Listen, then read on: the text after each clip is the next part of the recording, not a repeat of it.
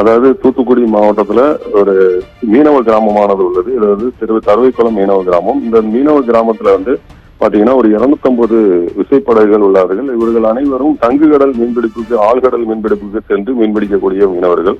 இந்த மீனவர்கள் இன்றைக்கு பாத்தீங்கன்னா தூத்துக்குடியில அவர்களுடைய மீனவ கிராமத்துல வந்து கடல் அரிப்பு ஏற்படுகிறது, மணல் திட்டுகள் ஏற்படுகிறது. இதையெல்லாம் தடுப்பதற்கு எங்களுக்கு வந்து தூண்டில் வளைவு பாலம் வேண்டும் என்பதான ஒரு கோரிக்கையை முன்வைத்து இன்றைக்கு தூத்துக்குடியில் உள்ள அந்த மீன்வளத்துறை அமைச்சர் வீடு வந்து தூத்துக்குடியில் இருக்கு, கணேஷ் நகர்ல. அவருடைய வீட்டை வந்து இன்னைக்கு வந்து திடீரென இன்னைக்கு காலையில முற்றுகையிட்டு அவர்கள்ட்ட வந்து தங்களது கோரிக்கைகளை முன்வைத்தார்கள்.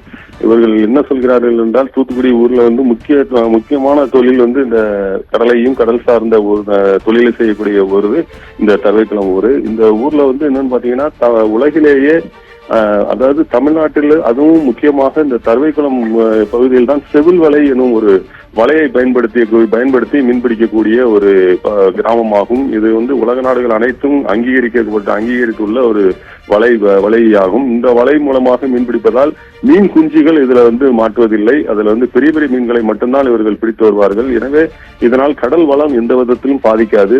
இந்த மாதிரியாக அந்த அதாவது கடல் வளம் பாதிக்காத வகையில் மீன்பிடிக்கக்கூடிய நல்ல மீனவர்கள் உள்ள ஒரு மீனவ கிராமம் என்பதால் இவர்களுக்கு முக்கியத்துவம் எப்போதும் வழங்கப்படும். இதன்படி வந்து பாத்தீங்கன்னா தமிழ்நாட்டில் எங்கேயும் வழங்கப்படாத அளவுக்கு அதிக நிதி ஒதுக்கீடு செய்யப்பட்டு பல்வேறு பணிகள் இந்த கிராமத்திற்கு அரசாங்கம் செய்து கொடுத்துள்ளது.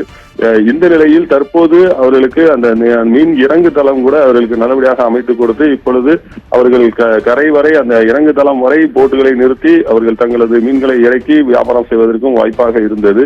இப்போது அதெல்லாம் அந்த இறங்கு தளங்கள் அமைக்கப்பட்டுள்ள இறங்கு தளங்கள் எல்லாம் டேமேஜ் ஆகக்கூடிய வகையிலும் அந்த படகுகள் ஒன்றோடு ஒன்று மோதி சேதம் ஏற்படக்கூடிய வகையிலும் அந்த கடல் அலை சீற்றமானது சில நேரங்களில் அதிகமாக வந்து இந்த படகுகளை மிகவும் சேதப்படுத்தி விடுகிறது. அந்த இறங்கு தளங்களும் பல கோடி ரூபாய் மதிப்பில் கட்டப்பட்டுள்ள இறங்கு தளங்களும் சேதமடைகிறது. எனவே இதற்கு முற்றுப்புள்ளி வைக்கும் வழியாக தூத்துக்குடி மாவட்டத்தில் பல்வேறு பகுதிகளில் அமைக்கப்பட்டுள்ள தூண்டில் வளைவு அந்த பாலமானது எங்கள் பகுதிக்கு அமைத்து தர வேண்டும். இதனால் எங்களுக்கு அந்த கடல் அலையினுடைய சீற்றம் எங்களது கிராமம் வராது. அந்த கடல் அலையானது அந்த தூண்டில் வளைவு என போடப்படுகிற அந்த பாறாங்கற்களால் போட்டு அதை வந்து மறித்து விடுவார்கள். அதனால் அந்த மலைகள் எல்லாம் அதில் மோதி அதிலோடு அந்த சீற்றம் குறைந்துவிடும். இங்கு எங்களுக்கு வந்து அந்த சீற்றமாக இருக்காது என்பதால் அந்த தூண்டில் வளைவு பாலத்தை எங்களுக்கு ஏற்படுத்தி தர வேண்டும் என்பதான ஒரு கோரிக்கையை தான் வைத்தார்கள். இவர்கள் ஏற்கனவே இந்த கோரிக்கையை முன்னிறுத்தி அவர்கள் அமைச்சரிடம் ஏற்கனவே சொல்லியிருந்தாலும் எந்த விதமான நடவடிக்கை எடுக்கப்படாததால் அவர்கள் வந்து இன்றைக்கு வந்து மாவட்ட அந்த அமைச்சர் அதாவது அனிதா ராதாகிருஷ்ணன் அவர்களை சந்தித்து அவர்கள் வந்து மனு கொடுத்தார்கள்.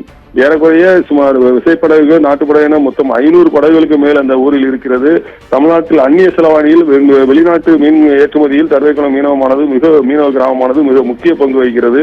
மீன்பிடி தொழில் வளர்ச்சிக்காக தருவைக்குளத்தில் வந்து பல்வேறு ஏற்பாடுகள் செய்து மீனவர்கள் மிகவும் சிறப்பாக அந்த மீன்பிடி தொழிலை செய்து வருகிறார்கள்.